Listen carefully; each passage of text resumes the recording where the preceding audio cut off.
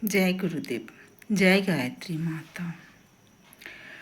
इंसान जब स्वयं से उलझता है, खुद से उलझता है, तो उसे संघर्ष कहते हैं।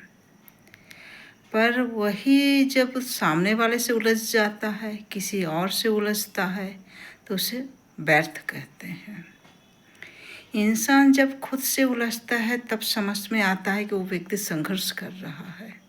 किसी भी चीज़ में, चाहे पढ़ाई में संघर्ष करे या नौकरी चाकरी में संघर्ष करे, घर परिवार में संघर्ष करे, अपने आप को बदलने की संघर्ष करे कि हम अपनी आदतों को सुधारें। अगर कोई कमियां है तो उसको निगरानी करें कि हम अपने आचार विचार स्वभाव को कैसे बदल सकते हैं, कैसे अपने आप को सही दिशा दे सकते हैं, सही रास्ते में ला सकते हैं, क्या करें कि हम सत्कर्म कर सके।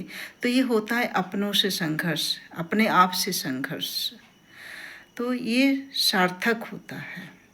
पर इसके जगह अगर कोई भी व्यक्ति अपने आप को नहीं सुधारता, अपनी गलतियों को नहीं देखता और दूसरों से उलझने चला जाता है, दूसरों को सुधारने चला जाता है, सामने वाले की कमियां देखने लगता है, सामने वाले में कितनी कमियां हैं ये देखता है, सामने वाला क्या कर रहा है ये देखता है, तो उसको व्यर्थ बोलते हैं। व्यर्थ काम, उसके कोई अर्थ नहीं होता है।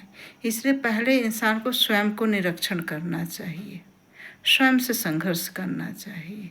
जब अपनी आदत अपने को समझ में आने लगे, उसके बाद ही किसी के बारे में बात या चर्चा करनी चाहिए। पर अब ऐसा नहीं होता है। अब लोग दूसरों की चर्चा ज़्यादा करते हैं, सामने वाले की कमियां ज़्यादा देखते हैं, सामने वाला क्या कर रहा है या नहीं कर रहा है इस बारे में ज़्यादा विचार करते हैं। स्वयं क्या कर रहा है इसमें कोई विचार नहीं करता है। तो सामने वाले से जब आदमी उलझता है तो उसको व्यर्थ ही कहा जाता है। और जब इंसान स्वयं से उलझता है तो उसे संघर्ष कहते हैं। जब हम अपनी परीक्षण करेंगे, अपनी आदतों को देखेंगे, अपने बुराइयों को देखेंगे, तब हमें समझ में आएगा। और जब हम अपने सुधार कर लेंगे तब हम सामने वालों का भी सुधार कर सकते हैं। पर जब हम अपने सुधार नहीं करते और सामने वाले को सुधारने चलते हैं तो व्यर्थ ही होता है। हर व्यक्ति के, इंसान के जीवन में संघर्ष होता है। इस धरती में ऐसा कोई नहीं है जिसके जीवन में संघर्ष ना हो। हर व्यक्ति के जीवन में संघर्ष होता है। एक छोटा सा बच्चा होता है, उसके भी जीवन में संघर्ष होता है।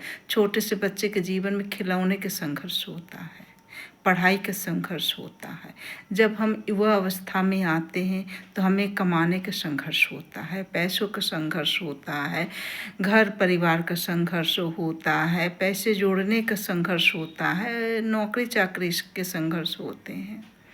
फिर जब इंसान का बुढ़ापा आता है तब भी संघर्ष होता है कि अब आगे के जीवन कैसे कटेंगे, कैसे हम रहेंगे।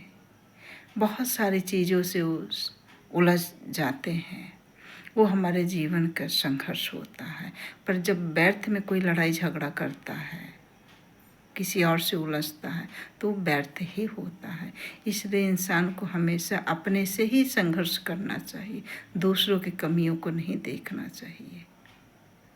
इसलिए हमेशा इंसान को सद्बुद्धि, सद्ज्ञान की देवी माँ गायत्री की पूजा करनी चाहिए, अर्चना करनी चाहिए, सत्संग करना चाहिए, भागवत और पुराण रामायण को पढ़ना चाहिए।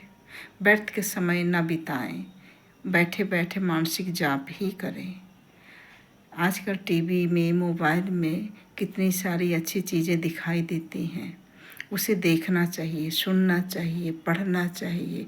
उससे हमारी बुद्धि विवेक जागृत होगा और हम अपनी परीक्षण कर सकते हैं, अपनी आदतों को सुधार सकते हैं, हम अपने कमियों को हम देख सकते हैं जो सार्थक हो।